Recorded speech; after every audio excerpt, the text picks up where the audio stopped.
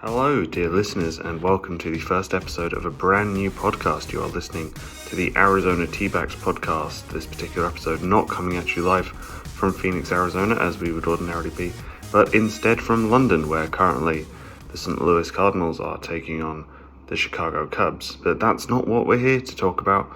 We are here to have a conversation about the Arizona Diamondbacks so far this season in 2023. And my mum always said that the best conversations take place over a cup of tea. So that's exactly what we're going to do today. Sitting to my right, I have a piping hot mug of my favourite tea, PG Tips English Breakfast, with a little splash of milk in it. So without further ado, let's get into a quick review of how the season has been going so far. Currently, as things stand, Arizona are top of the NL West. But pitching has been an issue, despite the fact that we have a really hot lineup of players at bat right now. Pitching has been an issue. Zach Gallen has continued to be Zach Gallen. Merrill Kelly has continued to be Merrill Kelly. However, we've been let down both by recent bullpen performances and by the other pitchers in the starting rotation, which has given up a lot of costly runs and also given up a lot of costly wins that looked like they could have been on the cards, but instead were turned into defeats. So, what are we going to talk about today? Well, I'll be honest, I already thought of a very catchy title for this episode, and you'll have to check the description to see what that is. But you'll probably be able to guess given the subject matter of this episode and the player we're going to be talking about.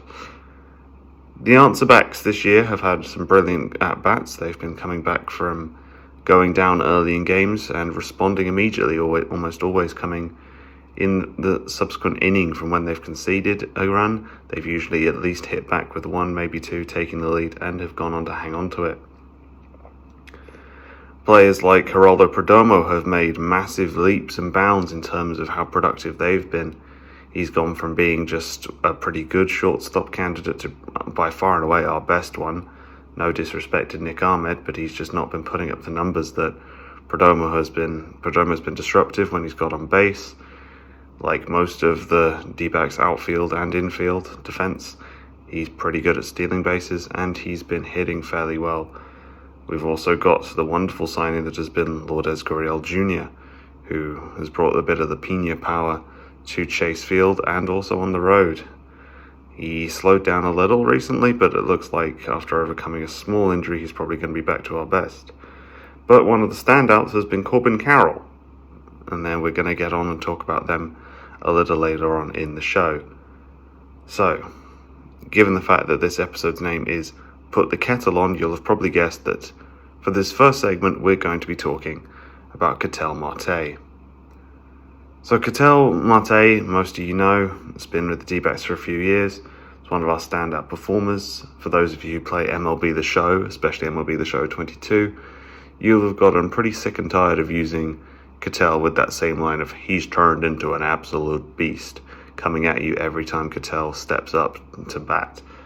But it's true, Ketel Marte is a fantastic hitter. He's got good technique, he's got good power, he's got vision in order to place his shots into the outfield and avoid opposition defenses. And he's fairly competent when it comes to running bases. Very rarely gets caught out without thinking about it. But this year, something has been very different with Ketel, and we've got to figure out what that is. You'll have heard on broadcasts, I'm sure, recently, with especially Bally Sports Arizona, commentating in the shift on Ketel's personality. He's gone from being one of the younger guys in the locker room to kind of in that middle bracket of all the social dynamics of the team. And that's not to be underestimated. He's really had to step up, show some maturity as probably one of the leaders in that dressing room, one of the leaders in the order as well. He's usually one of our early starters, with Perdomo usually being a leadoff. So Ketel usually sits third and fourth in the order because he's a player who gets a solid amount of RBI when you get somebody on base in front of him, and players like Perdomo are genuinely pretty good at that. Corbin Carroll is usually one of those players just sitting on a base. And Ketel knows exactly what he's doing when he's hitting the ball, watching for Corbin, trying to steal bases. And the same goes with other players in the outfield like Jake McCarthy as well.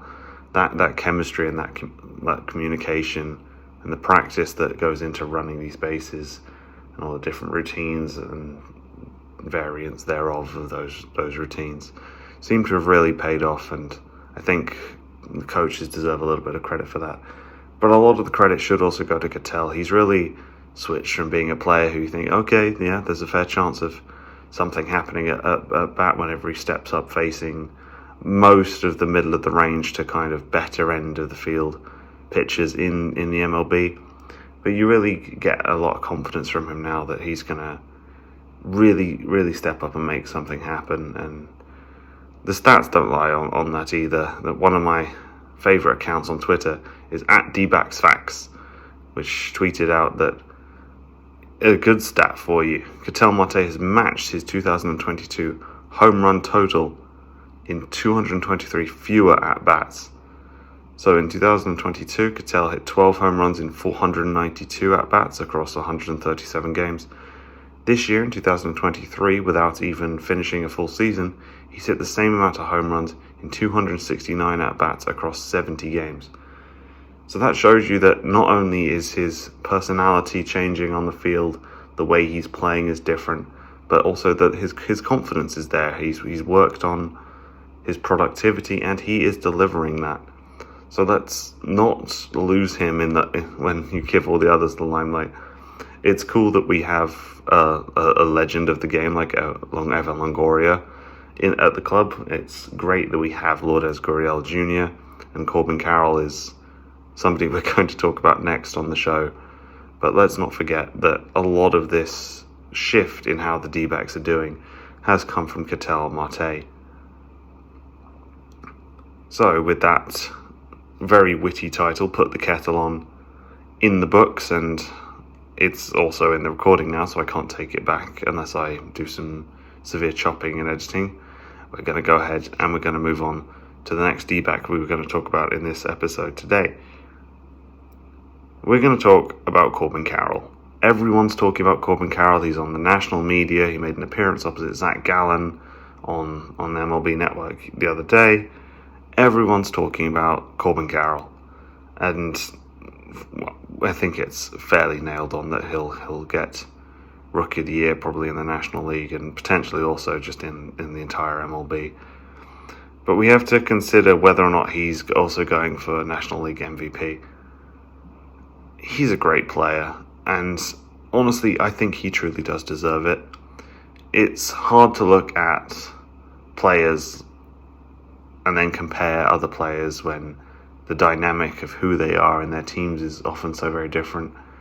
Everyone's always shouting for Ron Acuna Jr. to take the MVP, and I've seen a lot of that on social media in all the replies of D-backs fans getting onto the MLB saying you've got to give Corbin Carroll the NL MVP, but what they do in their teams is different. Corbin Carroll is an effective part of a unit. He gets runners going himself. He hits homers. He's a slugger. He's brilliant in the defense. He's productive when he's running bases. He's disruptive, but he's confident, and he's got that kind of old school speed that can really frighten both pitchers and basemen. So you look at Acuna, he's kind of carrying most of the Braves lineup on his back. But you look at Corbin Carroll, and Corbin Carroll has figured out where he fits within an organization and is working with that organization, as opposed to just being the organization pretty much entirely by themselves. And I think that's potentially a more impressive feat when you consider where the D-backs are in the standings at the moment and looking fairly confident on a playoff place of some sort, potentially taking home the NL division title. That's great, but you also have to consider that where we were last year, we were fighting with Colorado for who could be the worst team in our particular division in the NL West. So, no disrespect to the Colorado Rockies, but that was the kind of caliber we were at, which if you're aiming to be a terrific baseball team, you really don't want to be doing that, I don't think. But this year, Corbin Carroll's come in. He's been one of these players that's really brought energy and dynamism to the team. You look at the Dbacks lineup last year, we had a pretty good kind of track meet, as Bob Brenly called it in the booth. Like, Josh Rojas was pretty good. He was stealing bases. He was being disruptive. He was making things happen when he got on base. You have people like Jake McCarthy in there. He's always going to try something.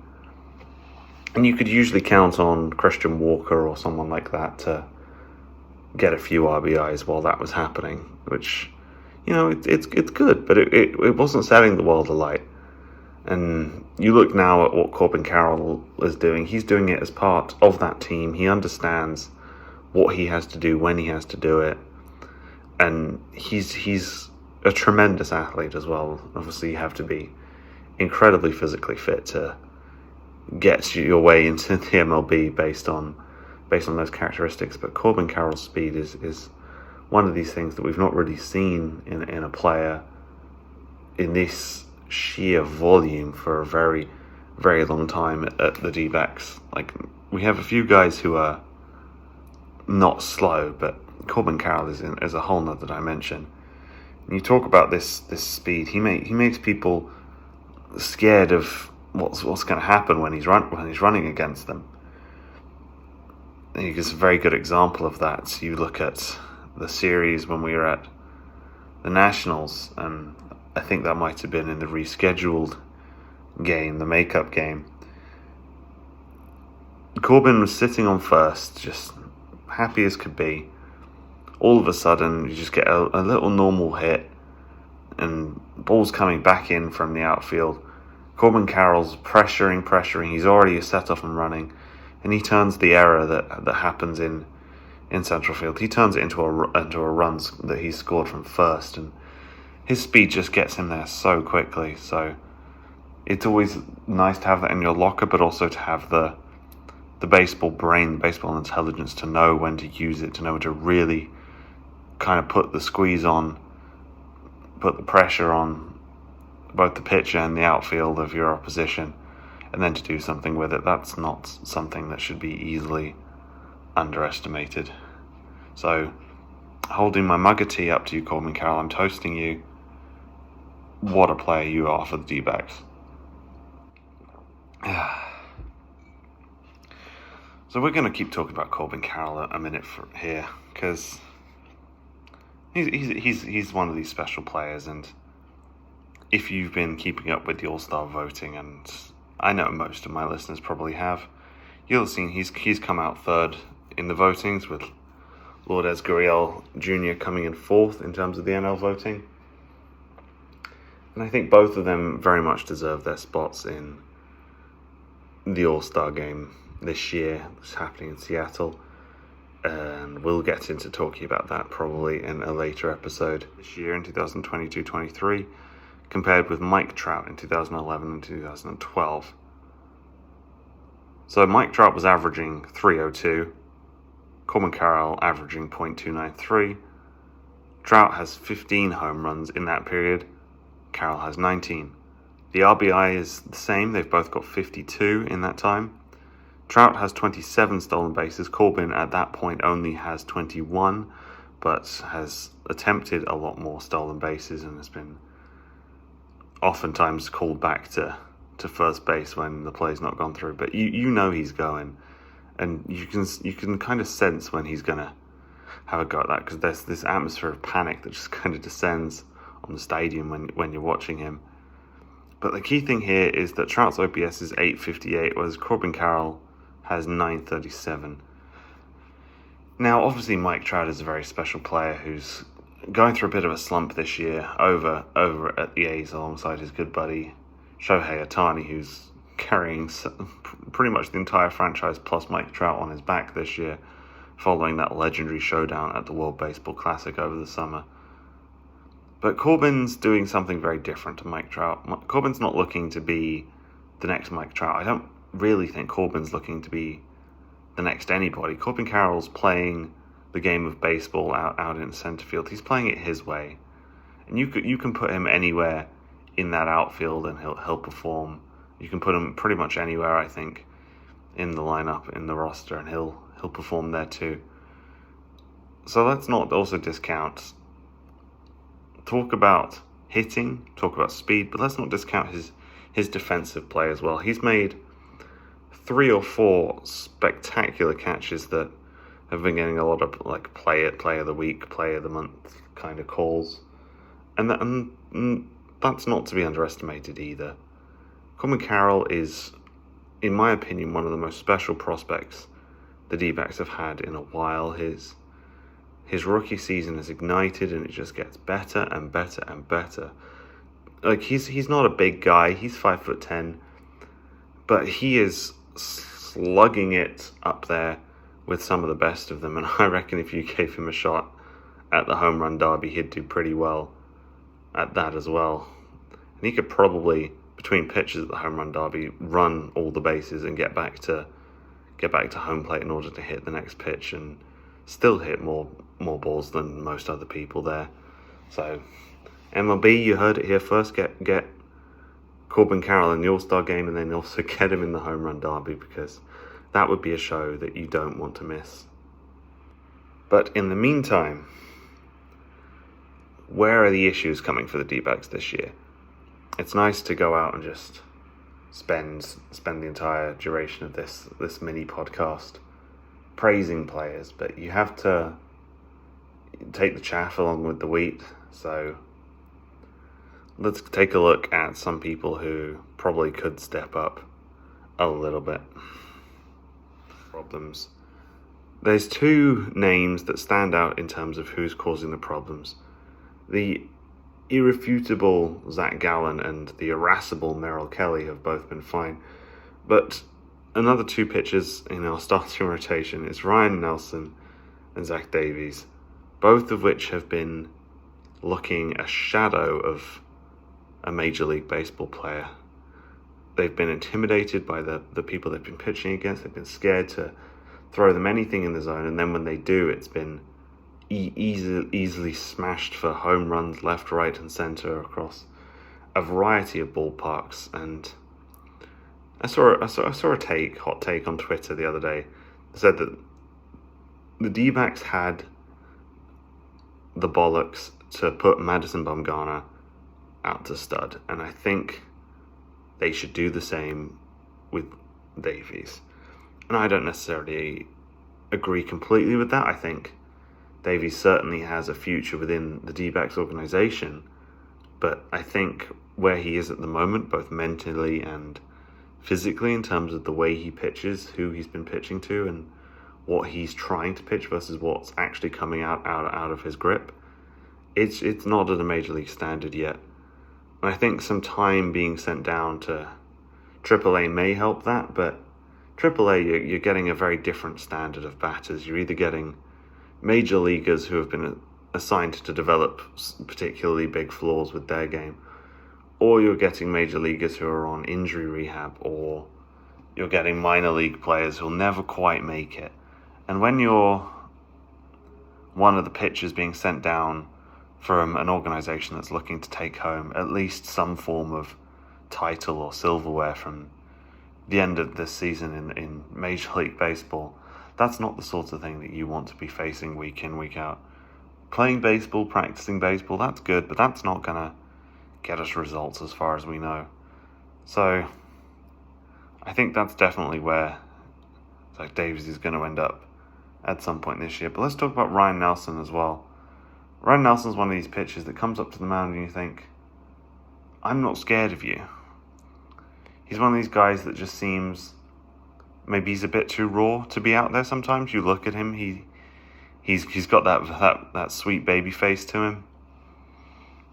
And he's not one of these guys that, when you think about what a championship winning pitcher needs to be, when you consider the likes of Randy Johnson, the big unit, or you consider some of the guys that have been pitching in the major leagues over the past, let's say, 20 years. I don't see Ryan Nelson as one of those guys who you can say, oh no, it's Ryan Nelson coming up. How am I ever going to get a hit? He'll do it because he will leave these balls over the plate just waiting for people to hit them, and it's not deliberate. It's just a lack of control. He generates a decent amount of speed with most of his pitches. He's got a fairly good repertoire of what he does, but it seems to be an issue with our pitchers that they're either throwing the wrong things at the wrong times, or they're throwing the right things but throwing them wrong, or they're forgetting what they're supposed to throw and just throwing anything, and then that's getting hit for grand slams. And we can't afford to be doing that. And I think a couple extra command pitches, like that closing pitch, that elusive third strike that we've been failing to get on a lot of batters at a level that realistically we should be far above. I think that's one of the keys to how we can potentially go about unlocking some of the flaws with this Dbacks organization. But I really don't know what we've got to do from here. Really, we're still beating the trade deadline, so let's have a look at some of the names that have been floating around. The two that have come up the most often when I've polled Twitter and when I've looked up the most common results, it's Michael Lorenzen and Shane Bieber, and they're just kind of floating about as who could be the solution that the D-backs trade for, because everyone's saying that Gallen and Kelly are fine, and I completely agree. I had the pleasure of meeting Zach Gallen at Fry's in Phoenix earlier this month, and despite the fact that the Milkman is one of the nicest guys you will ever meet, he really is very, very handy on the mound. Even if he does need to develop a little bit when it comes to his command and control of games when on the road, because at Chase Field he's completely indomitable. We do need that 1-2-3 big pitching starting lineup. And Merrill Kelly, as we know, is one of the most statistically efficient pitchers in the MLB when it comes to delivering things quickly, when it comes to getting the results you need and getting out of a tight jam. And when you have an outfield defense the way that the D-backs do, getting out of a tight jam, even if your pitcher makes a mistake, is possible a lot of the time. But that being said, we do still need to have another starting pitcher in the rotation, because as good as the answer-backs are, it's not 100% policy. There are going to be times, and there have been times this season, where the D-backs have gone behind and then have failed to answer back, and then all heck has broken loose because we haven't managed to do anything else with our innings. All of a sudden we've struck out 3 batters, and we're back trying to pitch when we have no confidence in getting a result when it's the second or third or fourth inning. If it's bottom of the 8th, bottom of the 9th with 2 outs and you're down by 5, I will accept, probably believing that not much is going to happen from this game. But when you really think about it, one of the D-backs' great strengths sometimes is that they're scrappy. They can be a bit of an underdog. So to see those heads dropping and not getting G'd back up, being told, you know what, no, actually we can go and get something from a game when it's only been 20 minutes and fans are already starting to head towards the exit or go to Chick-fil-A or watch from the bar or go shopping. You want to keep your fans in your seats because you want them to expect and you want them to know that team is going to fight and that team is going to pull something back. And that's probably going to get less and less likely the more games that Ryan Nelson and Zach Davies get as starting pitchers for the Arizona Diamondbacks. But, there is one more name that could be floated around as a potential starting pitcher trade, and it's a name that has their free agency coming up and would bring that star quality, it would bring that control, it would bring everything you need in a big, powerful starting pitcher that scares opponents left, right, and center. And you may call this a pipe dream, but until I hear otherwise, there is a chance that Shohei Ohtani is going to come to Chase Field. It's a dream. It's admittedly a very unlikely dream, and It's not like if we don't get him, I'm going to have a nightmare. But I figured we've got Bumgarner out the way. He was one of our biggest earners on the roster. But why not go out and have a shot at it? Ohtani's free agency is going to cost something absurd, like $600-700 million, which is an absurd amount of money. But why don't we just go out, splash a bit, do what we can, make some trades, make some adjustments to the roster, designate people, send people down, have people go into rehab. It doesn't matter. The Dbacks already built a World Series winning team and then dismantled it the following year. I think maybe, just maybe, fans want to see a balance between success and then long-term consistency and longevity. And Ohtani, if you can tie him down to the kind of massive deal that he's going to want, I think they represent that. And obviously every team in the MLB will be fighting for their signature, aside from the Oakland A's, who have better problems to deal with and bigger fish to fry. But if every team is going for them, why don't the Dbacks throw their hat in the ring as well? Who knows what could happen? And with that, I think that's our time. I think it's a pretty good ending thought to think about. Shohei Ohtani in a Dbacks jersey. If that doesn't send you straight to sleep with sweet dreams, I don't know what will. Thank you guys very much for listening. This has been the Arizona Dbacks podcast, Arizona's #1 beverage and baseball related podcast. Please remember to tune in next time round, where we're going to be talking about our selections for the All-Star game.